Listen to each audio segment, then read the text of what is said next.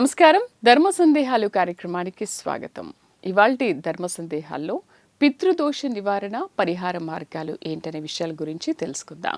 వివరించడానికి మన స్టూడియోలో ఉన్నారు బ్రహ్మశ్రీ చల్లా శ్రీనివాస శర్మ గారు, పంచాంగకర్త, శ్రీ దుర్గా మల్లేశ్వర స్వామి వార్ల ఆస్థాన సిద్ధాంతి, ఇంద్రకీలాద్రి, విజయవాడ. గురుగారితో మాట్లాడదాం. నమస్కారం గురుగారు, ఎలా ఉన్నారు? నమస్కారం అమ్మ. పితృదోషం అంటే ఏంటి, పరిహారాలు, నివారణ మార్గాల గురించి పూర్తిగా తెలియజేస్తారా మాకు?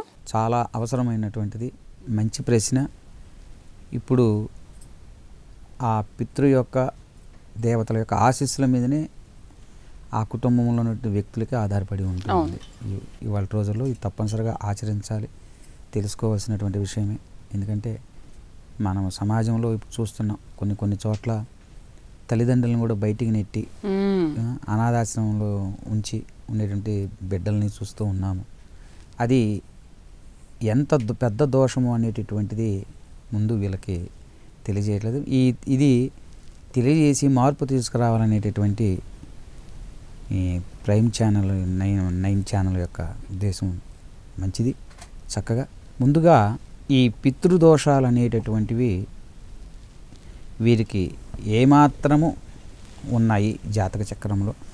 పుట్టగానే జాతకాన్ని పరిశీలించినప్పుడు ఆ జాతక చక్రంలో బట్టి తెలుసుకోవచ్చు మనం. ఓకే. ఆ జాతక ద్వారా పితృదోషాలు ఎలా ఉన్నాయి, ఏ విధంగా ఉన్నాయి అని ముందుగా తెలుసుకోవాలి.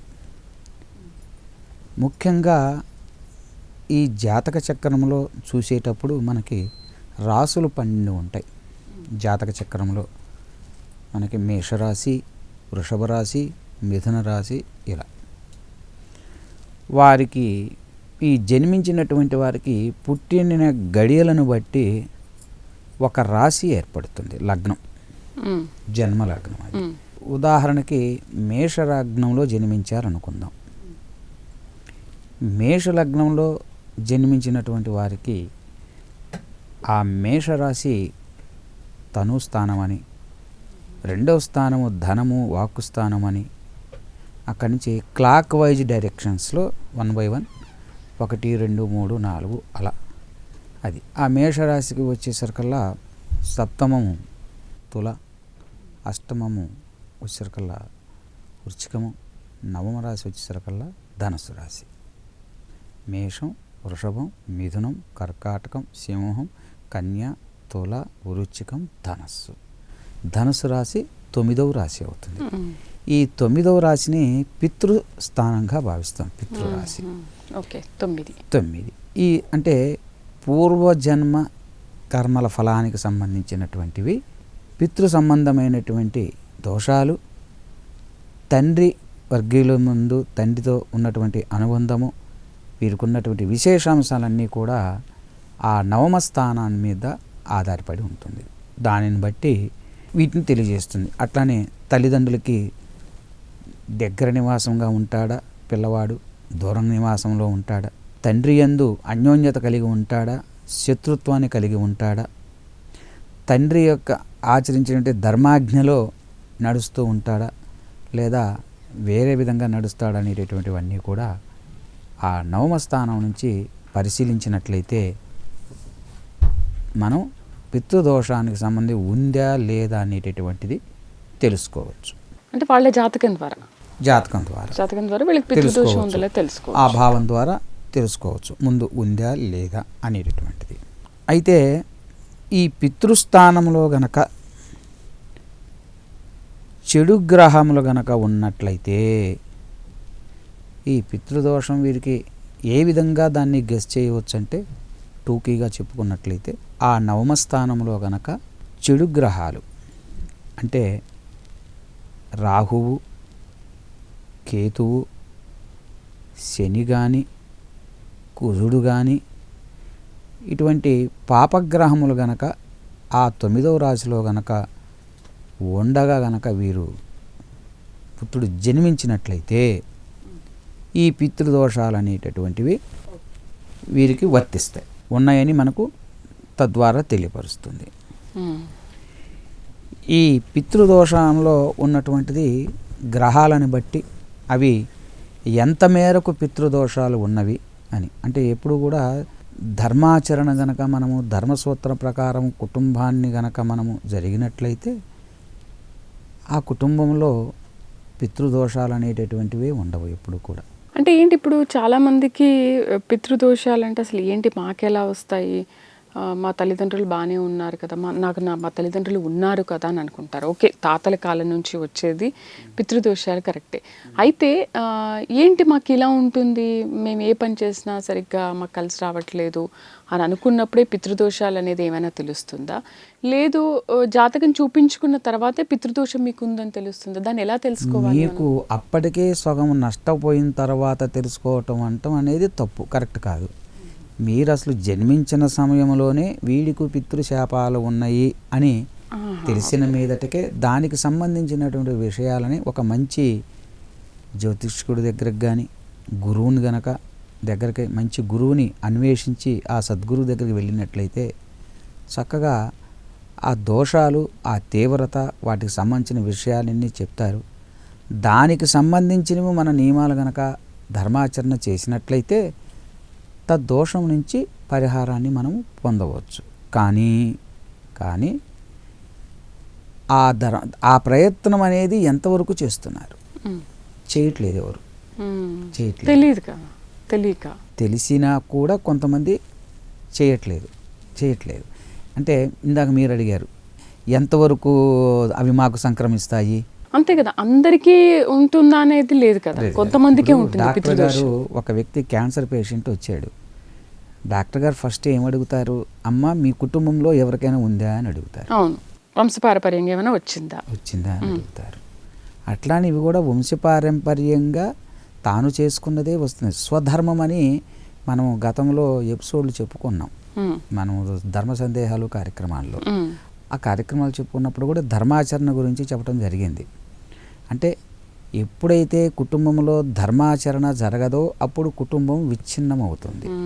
విచ్ఛిన్నం అవటము అంటే తండ్రికి కొడుకు ఎదురు తిరగటం, తండ్రి ఆజ్ఞలో ఉండకపోవటం, ఇవన్నీ కూడా అంటే ఏ వ్యక్తికైనా ఏ పుత్రుడికైనా తండ్రి యొక్క మనసులో వీడు పనికిరాడు అనేటువంటి భావన ఉండకూడదు. అంటే దేవుడిచ్చేటటువంటి శాపాలని తిరస్కరించే శక్తి కూడా తల్లిదండ్రులకు ఉన్నది. కాబట్టి అంత గొప్పమైనటువంటిది జన్మనిచ్చినటువంటి వారి విషయంలో. కాబట్టి మనము పితృదోషాలు అనేటటువంటివి చూసుకోవాలి, మనకు తెలుస్తూనే ఉంటుంది. ఎవరు సక్రమంగా ధర్మంగా నడుస్తున్నారు, ఎంతమంది ధర్మంగా నడవట్లేదు అనేది తెలుస్తూనే ఉంటుంది. దానిని పరిగణలోకి తీసుకున్నట్లయితే మనకు కొంచెం కనబడుతూనే ఉంటుంది. జాతక చక్రంలో మాత్రం మనకు పూర్తిగా పితృదోషం ఎంత పాళ్ళు ఎన్ని పాళ్ళు ఉన్నది, ఏ విధమైనటువంటివి వీళ్ళు ఆచరించాలనేటటువంటివి మనకి ఆ జాతక చక్ర ప్రకారంగా మనకు తెలుస్తుంది. అంతేకాని జీవితం మధ్యలో ఇలా పితృదోషం వచ్చిందనేది ఏమి ఉండదు. వాళ్ళు పుట్టినప్పుడు జాతకం చూపించుకున్నప్పుడే తెలుస్తుంది. పుట్టినప్పుడే తెలుస్తుంది. కాబట్టి పుట్టిన తర్వాత అప్పటికప్పుడు కాకపోయినా వాడికి 1 సంవత్సరం వయసు వచ్చిన తర్వాత నేను కావచ్చు, కనీసం 2 సంవత్సరాల వయసుకైనా, లేదా వాడిని ఎల్కేజీ యూకేజీ చదివించేటప్పుడు సమయంలోనే ప్రవర్తన కొంత తెలుస్తుంది పిల్లవాడిది మనకి. అంటే మనకు సామెత ఉంది, మొక్క వంగని మానే వంగున అనేటటువంటి సామెత ప్రకారం ఆ బాల్యంలో తెలిసినా కూడా దాన్ని ఏమంటామంటే మనం కొట్టిపడేస్తాం.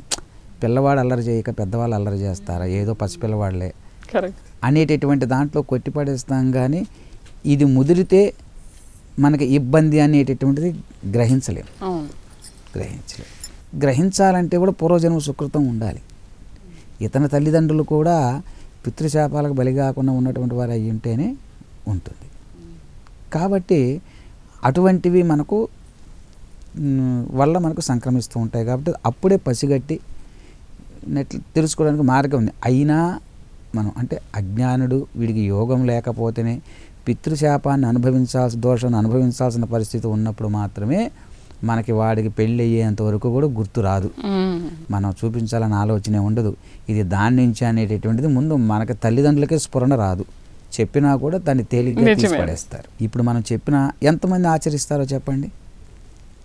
కాబట్టి దాన్ని అనుసరించినట్లయితే దానికి చాలా మంచి మంచి మార్గాలు చెప్పారు.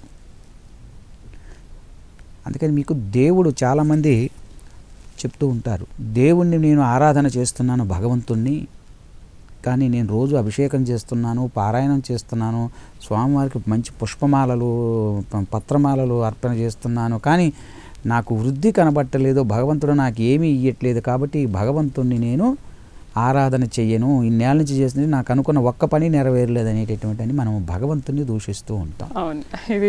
మతం మార్గానికి కారణం ఇదే.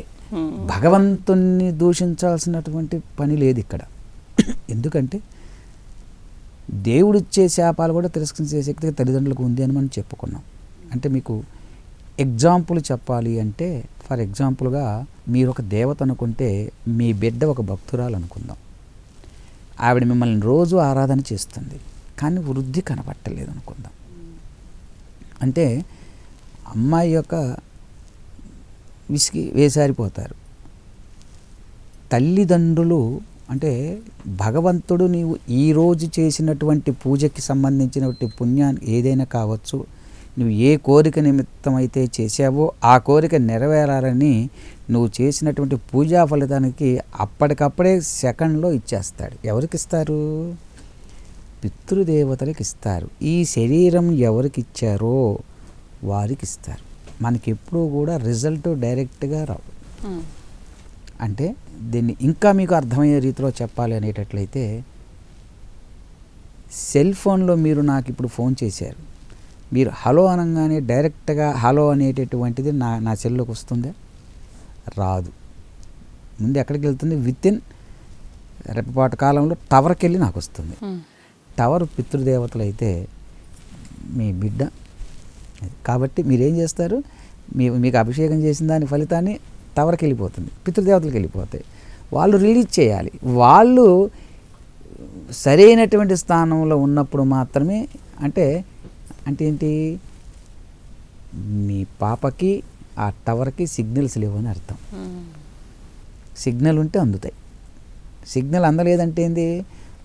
తల్లిదండ్రులు దుఃఖిస్తున్నారని, సరైనటువంటి ఇంట్లో లేదనేటటువంటి భావన మనకి ఇక్కడ వ్యక్తమవుతూ ఉంది. అలా తెలుసుకో. కాబట్టి మనం ఏ భగవద్ ఆరాధన చేసినా చెయ్యకపోయినా పితృదేవతల ఆరాధన చేసి తీరవలసిందే. అది చేయకుండా ఎన్ని దైవ పూజలు చేసినా కానీ అవి పుణ్యం అకౌంట్లో ఉంటుందేమో, కానీ కర్మాచరణలో కనుక కర్మాలను తప్పించేటటువంటి పరిస్థితి ఉండదు. మనకు దోషం ఉన్నా లేకపోయినా పితృదేవతల్ని మనం ఆరాధించాలి, తప్పనిసరిగా ఆరాధించాల్సిందే. దోషం ఉన్నా లేకపోయినా పదమే అవసరంలా. అది ఆచరించకపోతే మనం ఆటోమేటిక్గా మన ప్రవర్తనలోనే మార్పు కనబడుతుంది. ప్రవర్తనలో మార్పు ఉన్నది అంటే ఆల్రెడీ ఆ దోషం ఉన్నట్టే అర్థం. ఇది వయసు పెరిగిన తర్వాత తెలుసుకునేటటువంటిది ప్రవర్తన. అంటే అదే ప్రవర్తన బాల్యం నుంచి కూడా గమనించవచ్చు, కానీ బాల్యంలోది తేలికగా తీసుకోకూడదు. సో ఇప్పటికైనా చాలామంది పితృదోషం అసలు మాకు లేదు అని మధ్యలో ఎప్పుడో తెలుసుకుని ఉండేవాళ్ళకంటే, ఇప్పుడు మీరిచ్చిన ఈ ఇన్ఫర్మేషన్ ద్వారా, మన ఛానల్ ద్వారా అయినా కూడా పుట్టిన బిడ్డలకి ఎవరికైనా పితృదోషం ఉంది అని అనుకుంటే ఇప్పటి నుంచైనా చాలా జాగ్రత్తలు తీసుకొని వాడిని సరైనటువంటి మంచి దారిలో పెట్టవచ్చు. దానికి సంబంధించినటువంటి పరిహారాలు ఉంటే చక్కగా చేసుకోవచ్చు. అంటే మనం దేవాలయాలకి, ఒక సినిమాకి, ఒక తీర్థయాత్రకో, లేదా ఒక ఎగ్జిబిషన్కి, ఒక పార్క్కి, ఏదో గార్డెన్కి ఏ విధంగా అయితే ఎంజాయ్ చేయడానికి వెళ్తామో, అట్లానే ఒక సద్గురువు దగ్గరకు కూడా ఒక సంవత్సరానికి ఒకసారి కానీ, అవకాశం ఉంటే 6 నెలలకు ఒకసారి కానీ, 3 నెలలకు ఒకసారి కానీ వెళ్ళినట్టే సద్గురువు అనేటటువంటి ఏం చెప్తాడు? నాయన తల్లిదండ్రులను గౌరవిస్తున్నావా, తల్లిదండ్రులను ఏ విధంగా గౌరవించాలి, ఎలా ఆరాధన చేయాలనే చెప్తాడు. కాబట్టి దానివల్ల ఓహో అమ్మ నాన్నని అడుగుతుంది, తర్వాత తెలియకపోతే గురువు గారిని అడుగుతుంది, ఇలా అనేటటువంటి భావన పిల్లల్లో నుంచి పెంపొందించి వారు సత్ప్రవర్తన కలిగి ఉంటారు. అందువల్ల వారికి చెడు ప్రవర్తన ఉండేటువంటి అవకాశమే ఉండదు ఈ విధంగా నడిచేటటువంటి వారికి. అందుకని అది చెప్తూ ఉంది. కాబట్టి దీంట్లో ఈ పితృదోషాలు ఉన్నటువంటి వారికి పరిహారాలు కూడా కొన్ని ఉన్నాయి. వాటిని యొక్క దోషము ఏ విధంగా ఉన్నది, పితృ సంబంధమైనటువంటిది ఏ పరంగా ఉన్నది అనేటటువంటి దాని మీద కొన్ని చెప్పబడుతూ ఉన్నాయి. ఒకటి, చక్కగా నిత్యము శివాభిషేకం చేయటం. ఈ పితృదోషం ఉన్నటువంటి వారు చేసుకోవలసినటువంటివి. లేదా వారికి ఇప్పుడు మనం చెప్పిన లక్షణాలు కనిపిస్తే కైనా చేసుకోవచ్చు. నారాయణ బలి అనేటటువంటిది ముఖ్యంగా అంటే మన తండ్రి బాధింపబడుతూ ఉంటే విష్ణు లోకానికి పంపించడానికి చేసే క్రియని నారాయణ బలి అంటారు.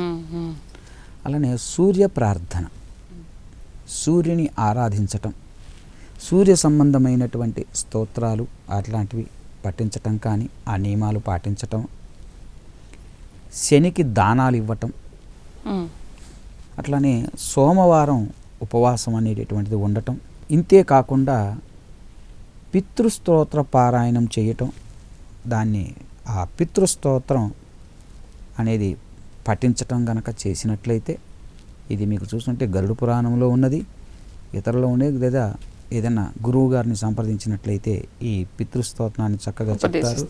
దాన్ని తీసుకొని ఆ పితృస్తోత్రాన్ని గనక రోజు గనక చదువుకున్నట్లయితే పితృదోషానికి సంబంధించినటువంటివి తొలగిపోయి బిడ్డలు సత్ప్రవర్తన కలిగి ఉంటారు. బిడ్డలే కాదు, పెద్దవారు కూడా వారికి ఉన్నటువంటి ఇప్పటి వరకు కష్టాలు అనుభవించారు, ఇక ముందు ముందు కూడా పితృ సంబంధమైనది అనుభవించకుండా ఉండాలంటే ఆ పితృ సంబంధమైనటువంటి పితృస్తోత్రాన్ని ఆచరించటం, పఠించటం కానీ, శివాభిషేకం చేయటం కానీ, అట్లానే నారాయణ బలి చేయించుకోవటం కానీ, ఆ తీవ్రతను బట్టి అది ఎంత మేరకు ఉన్నదో, సూర్య ప్రార్థన చేయటం కానీ, శనికి నువ్వులు దానం ఇవ్వటం కానీ, ఇటువంటివి ఆచరించినట్లయితే చక్కగా ప్రతినిత్యం చేయాలా? ఇవన్నీ ప్రతినిత్యము చేయవలసినటువంటిది. నారాయణ బలి అనేటటువంటిది ఒక్కసారి మాత్రమే చేసేది, ప్రతిసారి చేసేటటువంటిది కాదు. ప్రతినిత్యం స్తోమత శక్తి అంటే వైదికంగా ఉన్నటువంటి స్తోత్రీయులు చక్కగా రోజు శివాభిషేకం చేసుకోవచ్చు. శక్తి లేని వారు వారానికి ఒకసారి శక్తి అనుసారమే భగవంతుడు చెప్పాడు, అంతేగాని ఇది చేసుకోకపోతే ఈ నష్టమని ఎక్కడ ఉండదు. శక్తి అనుసారం మనకి అభిషేకం రోజు చేసుకునేటటువంటి శక్తి లేదు, ఉన్న దాంట్లోనే లేదా శివదర్శనం అన్నా కనీసం చేసుకోమంటున్నాడు. నీకు అభిషేకం చేసుకోవటం అంతే, నీకు అభిషేకం చేసుకోవటానికి శక్తి లేదు, 200 ఖర్చు అవుతుంది అనుకుందాం, ఆ 200 కూడా నీ దగ్గర లేవు. చక్కగా కాళ్ళకు బుద్ధి చెప్పి నడిచి దేవాలయానికి వెళ్ళి స్వామివారిని యొక్క వీలుంటే ప్రదక్షిణ చేసి 2 చేతులు జోడించి నమస్కారం చేసుకున్నా కూడా మంచి ఫలితమే వస్తుంది. కాబట్టి ఆ విధంగా చేసుకున్న ఫలితం ఉంటుంది. ఇది కాకుండా సూర్య ప్రార్థన, సూర్యుడికి సంబంధించినటువంటి స్తోత్రాలు పఠించినా కానీ, ఇంకా సూర్య వ్రతాలు ఆచరించినా కానీ, రథసప్తమి అనేటటువంటివి ఇట్లాంటివన్నీ కొన్ని ఉన్నాయి, సూర్యవ్రతాలు అటువంటి భాను సప్తమి, ఇవన్నీ కూడా ఇటువంటివి ఆచరించిన. ఇంతే కాకుండా శనికి సంబంధించినటువంటి నువ్వులు కానివ్వండి, ఇనుపకు సంబంధించినటువంటి వస్తువులు కానీ, నీలిరంగుకు సంబంధించిన వస్తువులు, శని సంబంధమైనటువంటి వస్తువులు ఏవైనా సరే దానము అడపా తడపా చేసుకోవటం, బుద్ధి పుడితే రోజు చేయాలనే దానికి ఇవన్నీ శక్తి మీద ఆధారపడి ఉంటాయి. డబ్బు కోట్ల కొలది ఉన్నటువంటి డబ్బులు వాడు రోజు చేయవచ్చు, లేనివాడు వాడి స్తోమతను బట్టి వారానికి ఒకసారి చేయగలిగే స్తోమత ఉంటే వారానికి ఒకసారి దానం చేసుకోవచ్చు, 6 నెలలకు ఒకసారి చేసుకునే స్తోమత ఉంటే అలా చేసుకోవచ్చు, సంవత్సరానికి ఒకసారి చేసుకునే స్తోమత ఉంటే సంవత్సరానికి ఒకసారి చేసుకోవచ్చు. రోజు చేసేవాడికి ఎలా ఉంటుందో శక్తి లేని వాడికి సంవత్సరానికి ఒకసారి చేసినా ఆ ఫలితం ఉంటుంది. ఇది గమనించాలి బాగా. ఏమండి వాడు రోజు చేస్తున్నాడు, నేను సంవత్సరానికి ఒకసారే కదా, నాకంటే వాళ్ళకి ఎక్కువ వస్తుంది ఆ ఫలితం అంటూ ఉంటారు. అట్లా ఏమీ ఉండదు. నీ శక్తి సామర్థ్యాలు ఆ పైవాడికి తెలుసు, కాబట్టి దాని మీద అది ఆధారపడి ఉంటుంది. ఇక్కడ భక్తి భావం ముఖ్యం, అది ప్రధానంగా. కాబట్టి ఆ విధంగా పితృశాపాలు దోషాలు ఉన్నటువంటి వారు అవి చేసుకున్నట్లయితే చక్కగా పితృదోషాలన్నీ తొలగిపోతాయి, ఎటువంటి సందేహము లేదు. చక్కగా ఆరాధించండి. దోషం లేనటువంటి వారు కూడా చక్కగా తల్లిదండ్రుల యొక్క ఆజ్ఞానుసారం నడుచుకోండి. వాళ్ళ ఆజ్ఞానుసారం వారి ఆశీస్సులతో నడుచుకున్నట్లయితే వాళ్ళ అనుగ్రహం లభిస్తుంది, అన్ని విధాలా మనకు మంచి జరుగుతుంది. ఇవి పితృ సంబంధమైన విషయంలో చాలా జాగ్రత్తగా ఉండాల్సిన అవసరం. గురుగారు, ఇప్పుడు సంవత్సరానికి ఒకసారి తద్దినం పెడుతూ ఉంటాం కదా, ఆ రోజు ఇవన్నీ చేసుకోవచ్చా, పర్వాలేదా? లేకపోతే అమావాస్య టైంలో కూడా మనం పెద్దవాళ్ళకి చేస్తూ ఉంటాం. మనకి శ్రాద్ధాలు పెట్టేటటువంటి రోజు చేసేవి శ్రాద్ధాలు వేరు. అంటే మన పితృదేవతలు ఏ లోకంలో ఉన్నారో తెలియదు, వృషభ రూపంలోనా, యమలోకంలో ఉన్నారా, స్వర్గలోకంలో ఉన్నా కూడా. అందుకని వీటి పెట్టేటటువంటి నియమాలు వేరు, శ్రాద్ధానికి సంబంధించినటువంటి. దోషం తొలగటానికి చేసేటటువంటి వేరు. సంవత్సరానికి ఒక్కసారైనా కొంతమంది తల్లిదండ్రులకి శ్రాద్ధం పెట్టని వారు ఉంటారు, వీరందరికీ కూడా ఈ దోషాలు ఆపాదించబడతాయి. పైనుండి వారు శపిస్తూ ఉంటారు. మనము పుణ్యం చేసుకున్నంత మాత్రాన ఎక్కడికి వెళ్తాం? స్వర్గలోకంలో ఉంటాం. స్వర్గలోకంలో ఉన్నటువంటి మనకు ఆహారం ఏం దొరుకుతుంది? అమృతం ఉంటుంది. మనకు అమృతం దేవతలు ఇవ్వరు. ఎవరివ్వాలి? మన బిడ్డే మనకి ఇవ్వాలి.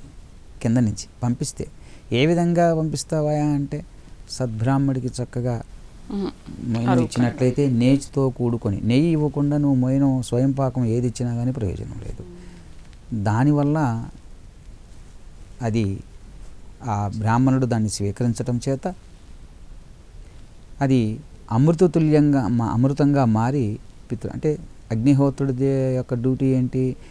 ఏ ఘన పదార్థాన్ని అయితే నేతితో కూడుకొని యజ్ఞంలో వేస్తాడో దాన్ని అమృతంగా మార్చేటటువంటి ఇది అగ్నిదేవుడిది.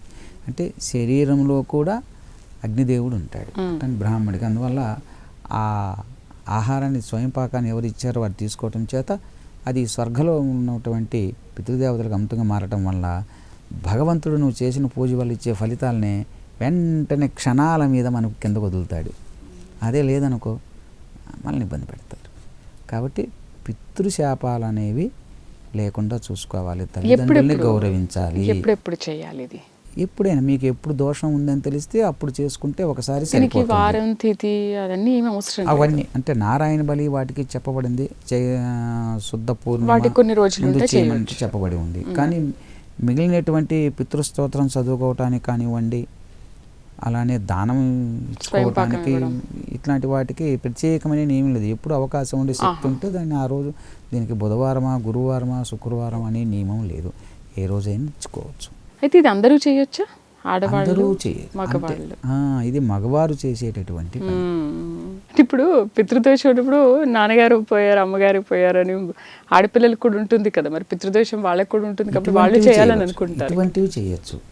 ఆడపిల్లలు ఉన్నారు, భర్తలు ఉంటారు కదా, దంపతులతో కూర్చొని చేయవచ్చు. అంటే భర్త ద్వారా దానం ఇప్పించాలి.